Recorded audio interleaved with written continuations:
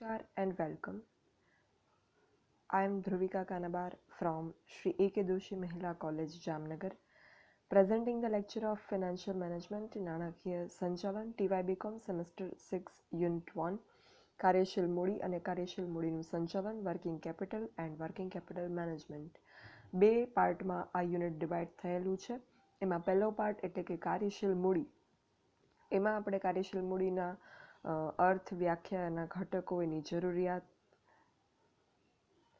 એના લક્ષણો, પ્રકારો, કાર્યશીલ મૂડી નક્કી કરતા પરિબળો અને એનો અંદાજ અને એના અભિગમો વિશે ચર્ચા કરી. અને ત્યારબાદ આપણે સેકન્ડ પોર્શન આ યુનિટનો એટલે કે કાર્યશીલ મૂડીના સંચાલનના ખ્યાલ વિશે આપણે શરૂઆત કરી હતી. એમાં concept of working capital management મેં તમને એક્સપ્લેન કરેલું.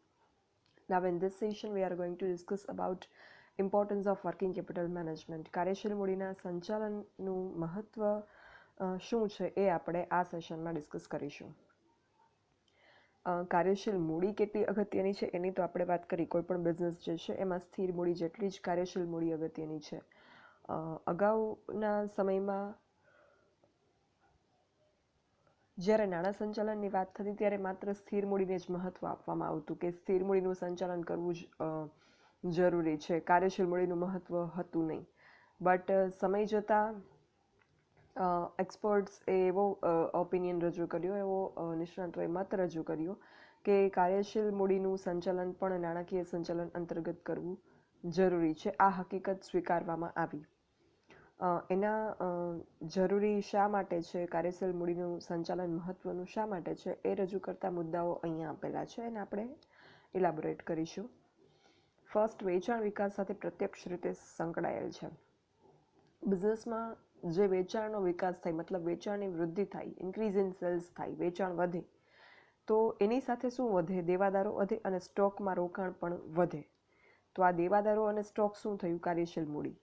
તો વેચાણમાં બહુ જ જલ્દીથી વધારો થતો હોય એટલે કાર્યશીલ મૂડીની જે જરૂરિયાત છે એ પણ બહુ ઝડપથી વધતી જાય.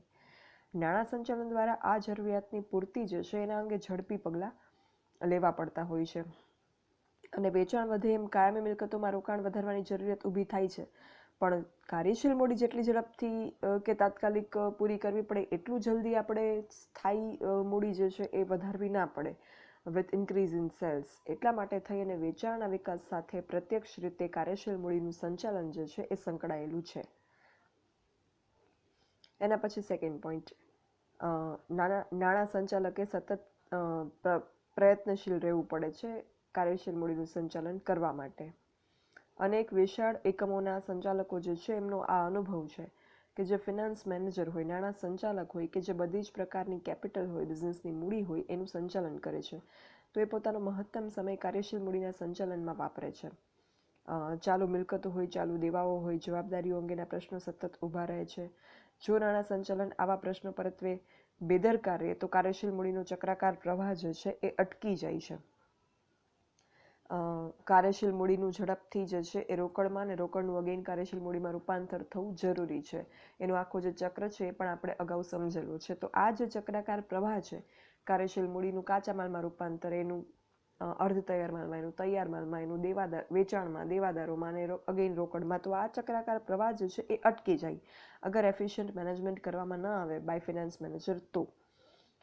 તો આ વસ્તુ ન થાય એના માટે જે છે એ આવી કોઈ સમસ્યાઓ ન સર્જાય એના માટે નાણાકીય જે સંચાલક છે, ફિનાન્સ મેનેજર છે, એનો મોટા ભાગનો સમય કાર્યશીલ મૂડીના સંચાલન પાછળ જે છે એ વપરાવવો જોઈએ અને શ્રેષ્ઠ રીતે આ સંચાલન થવું જોઈએ.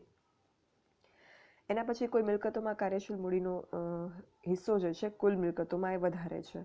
જે બિઝનેસની ટોટલ અસેટ્સ હોય એમાં કાર્યશીલ મૂડી અને ચાલુ મિલકતો જે છે એ ધંધા કે એકમને ઓછા જોખમે ગણતરીપૂર્વક નફો અપાવે. એટલે નાણાં સંચાલકે ચાલુ મિલકત અને કાર્યશીલ મૂડીના સંચાલનમાં જે છે એ વધારે તકેદારી રાખી અને બિનજરૂરી રોકાણ થતાં અટકાવવા જોઈએ.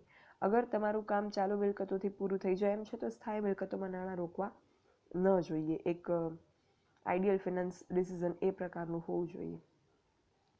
પછી નાના એકમોમાં કાયમી મિલકતોમાં રોકાણનું પ્રમાણ ઓછું.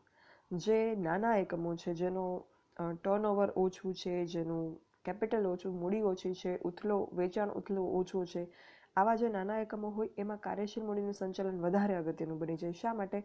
કારણ કે જે નાના એકમો હોય જનરલી યા તો એકાકી વેપારી પેઢી હશે, સોલ પ્રોપ્રાઇટરશિપ, અથવા તો એ ભાગીદારી પેઢી હશે, પાર્ટનરશિપ ફર્મ. તો એમાં કાયમી મિલકતોમાં રોકાણનું પ્રમાણ જે છે એ ઓછું હોય કમ્પેર ટુ ચાલુ મિલકતો. કરંટ એસેટ્સ જે છે એમાં વધારે હોય અને લોંગ ટર્મ એસેટ્સમાં એનું ફિક્સ્ડ એસેટમાં એનું જે ઇન્વેસ્ટમેન્ટ છે ઓછું હોય.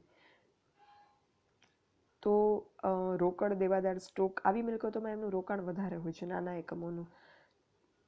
આ ઉપરાંત ચાલુ મિલકતો માટે લાંબા ગાળાની મૂડીના પ્રાપ્તિ સ્થાનનો ઉપયોગ કરવાની અનુકૂળતા પણ જે છે એ નાના એકમો માટે ઓછી હોય. એટલે એમના માટે અસરકારક કાર્યશીલ મૂડીનું સંચાલન જે છે એ અગત્યનું બની રહે છે. અને એ સિવાય ઓવરઓલ આપણે વાત કરીએ તો એક તો એકમની પ્રતિષ્ઠા જાળવી રાખવા માટે આ કાર્યશીલ મૂડીનું સંચાલન અગત્યનું છે.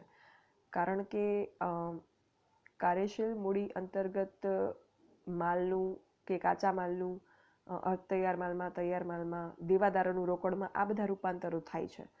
તો અગર કાર્યશીલ મૂડીનું પ્રમાણ યોગ્ય હશે આપણી પાસે એકમમાં, તો આપણે સમયસર આપણા દેવાઓ ચૂકતે કરી શકશું, આપણી જવાબદારીઓ ચૂકવી શકીશું, આપણો માલ જે છે એનો સ્ટોક આપણે મેન્ટેન રાખી શકીશું, જાળવી શકીશું. તો આ બધું અગર કરી શકીશું તો એકમની પ્રતિષ્ઠા જે છે એ જળવાઈ રહેશે, ઉત્પાદનનો પ્રવાહ જળવાઈ રહેશે. ઉત્પાદન માટે જે કંઈ કાચો માલ કે સાધનો કે મજૂરો રાખવા પડે તો એ આપણે ક્યારે રાખી શકીશું કે જ્યારે આપણી પાસે પૂરતી કાર્યશીલ મૂડી હશે. તો આ ઉત્પાદનનો પ્રવાહ જાળવવા માટે પણ આપણે કાર્યશીલ મૂડીનું સંચાલન જે છે એ કરવું જોઈશે. પછી બજાર ક્ષમતા માટે, માર્કેટ કેપેસિટી આપણી મેન્ટેન રાખવા માટે પણ આપણી પાસે કાર્યશીલ મૂડી હોવી જરૂરી છે. બજારમાં આપણો અમુક માલ જે છે એ વેચવા માટે, આપણે મૂકવા માટે આપણી પાસે કાર્યશીલ મૂડી જોઈશે. અને ગ્રાહકોમાં પણ શાખ ઊભી કરવા આપણે કાર્યશીલ મૂડી જોઈશે. ગ્રાહકો ઓર્ડર પ્લેસ કરે અને આપણે એ ઓર્ડર સમયસર ફૂલફિલ ન કરી શક્યા તો, અથવા તો માર્કેટમાં આપણું પ્રોડક્ટ જ્યારે પણ ડિમાન્ડ કરવામાં આવે ક્યારે અવેલેબલ જ ન હોય તો આવું ક્યારે બને કે જ્યારે આપણી પાસે કાર્યશીલ મૂડી પૂરતી ના હોય અને આપણે કાચો માલ ન મેળવી શકતા હોઈએ, અર્ધ તૈયાર માલનું તૈયાર માલમાં રૂપાંતર ન કરી શકતા હોઈએ, ખર્ચાઓ ભોગવવાની આર્થિક શક્તિના અભાવે. તો આવું થાય તો ગ્રાહકોમાં આપણી શાખ જે છે એકમની જળવાય નહીં. અને આ શાખ જાળવી રાખવા માટે આપણે સમયસર ગ્રાહકોને વસ્તુ જે છે એ પૂરી પાડવી પડે. અને એ ત્યારે જ શક્ય બને જ્યારે આપણી પાસે પૂરતી કાર્યશીલ મૂડી હોય અને આપણો ઉત્પાદન પ્રવાહ જે છે એ સતત ચાલતો હોય. તો આ રીતે આ બધા મુદ્દાઓ જે છે એ કાર્યશીલ મૂડીનું સંચાલન યોગ્ય રીતે થવું જોઈએ.